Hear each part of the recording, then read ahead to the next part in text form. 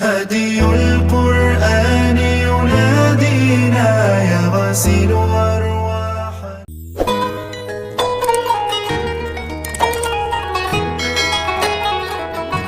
Bismillahirrahmanirrahim. Assalamualaikum warahmatullahi wabarakatuh. Syukur alhamdulillah, senang sekali rasanya kita bisa berjumpa lagi di channel ini. Allahumma sholli ala sayyidina Muhammad wa ala ali sayyidina Muhammad.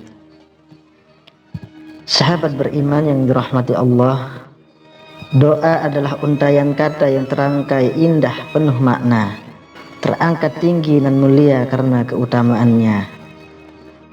Terangkai harapan yang besar di dalamnya, menjadi teman tak kalah sendiri, menjadi pelipur lara tak kalah berduka, dan menjadi perisai di saat musuh mengintai.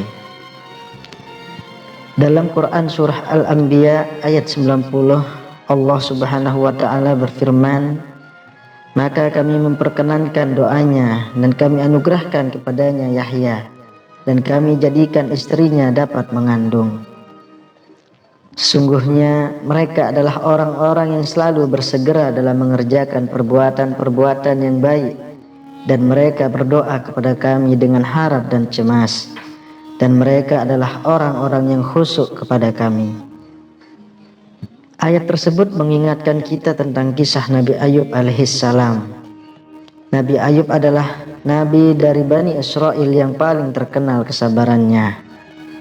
Bahkan bisa dikatakan beliau adalah orang yang paling sabar di masanya, sehingga beliau dijadikan simbol kesabaran, di mana orang biasanya berkata, sabarlah seperti kesabaran Nabi Ayub.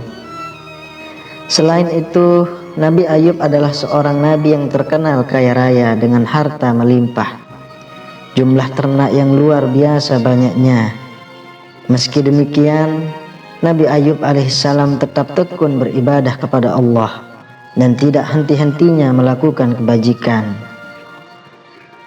Para malaikat di langit terkagum-kagum dan membicarakan tentang ketaatan Nabi Ayub dan keikhlasannya dalam beribadah kepada Allah. Iblis yang mendengar pembicaraan para malaikat ini merasa iri dan ingin menjerumuskan Ayub agar menjadi orang yang tidak sabar dan celaka. Mula-mula iblis mencoba sendiri menggoda Nabi Ayub agar tersesat dan tidak bersyukur kepada Allah. Namun usahanya ini gagal. Nabi Ayub tetap tak tergoyahkan. Lalu iblis menghadap Allah, meminta agar ia diizinkan untuk menguji keikhlasan Nabi Ayub. Iblis berkata, wahai Tuhan, sesungguhnya Ayub senantiasa patuh dan berbakti kepadamu, senantiasa memujimu. Tak lain hanyalah karena takut kehilangan kenikmatan yang telah Engkau berikan kepadanya. Karena ia ingin kekayaannya tetap terpelihara. Semua ibadahnya bukan karena ikhlas, cinta dan taat kepadamu.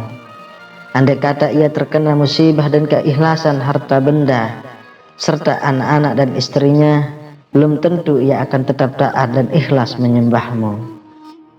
Lalu Allah berfirman kepada iblis, sesungguhnya Ayub adalah hambaku yang sangat taat kepadaku. Ia seorang mukmin yang baik. Apa yang ia lakukan untuk mendekatkan diri kepadaku adalah semata-mata didorong iman yang teguh kepadaku.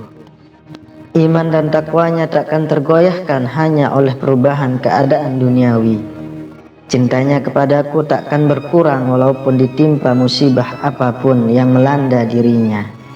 Karena ia yakin bahwa apa yang ia miliki adalah pemberianku yang sewaktu-waktu dapat aku cabut daripadanya atau kujadikan berlipat ganda. Ia bersih dari segala tuduhan dan prasangkamu.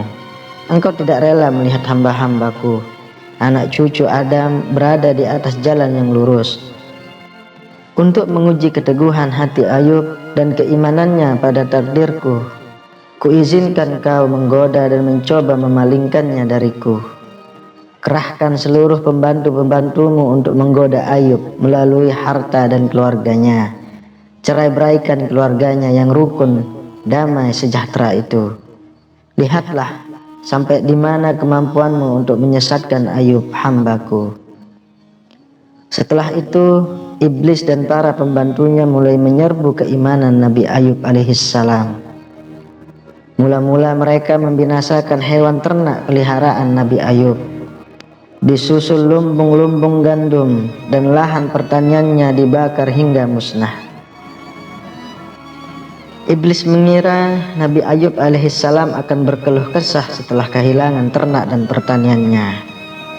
Namun ternyata Nabi Ayub alaihissalam tetap berhusnuzon, berbaik sangka kepada Allah.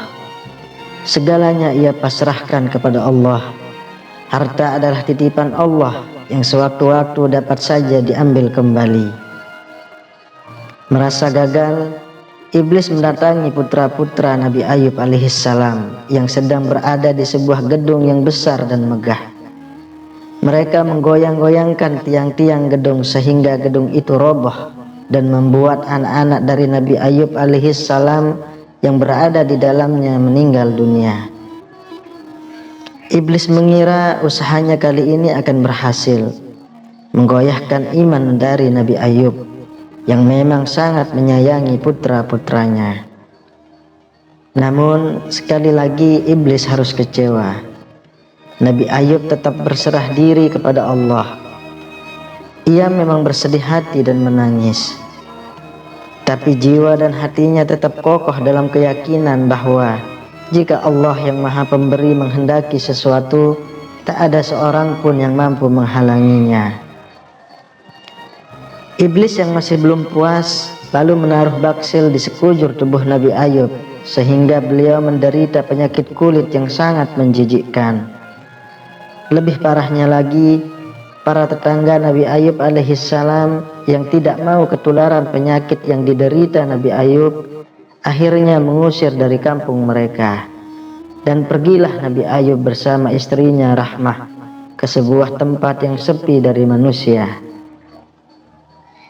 Waktu 7 tahun dalam penderitaan terus-menerus memang merupakan ujian terberat bagi Nabi Ayub dan Rahmah. Namun Nabi Ayub tetap bersabar dan terus berzikir menyebut asma Allah. Lalu istri Nabi Ayub berkata, "Hai Ayub, seandainya engkau berdoa kepada Tuhanmu, niscaya Dia akan membebaskanmu." Namun Nabi Ayub alaihissalam malah menjawab, "Aku telah hidup selama 70 tahun dalam keadaan sehat, dan Allah baru mengujiku dalam keadaan sakit selama 7 tahun. Ketahuilah, itu amat sedikit dibandingkan masa 70 tahun." Akhirnya apa yang terjadi?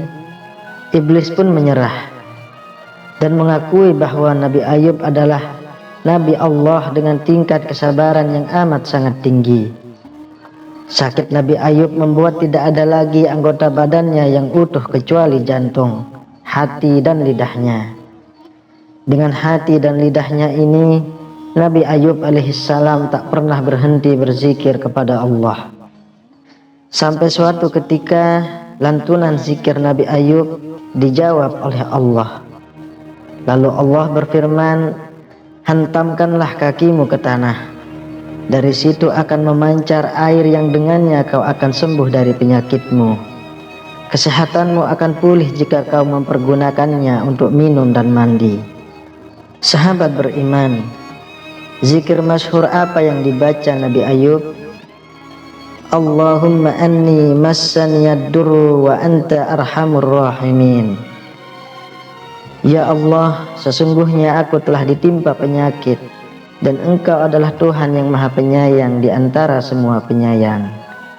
Apa keutamaan membaca zikir ini? Yang pertama, pengakuan kita atas kemurahan Allah.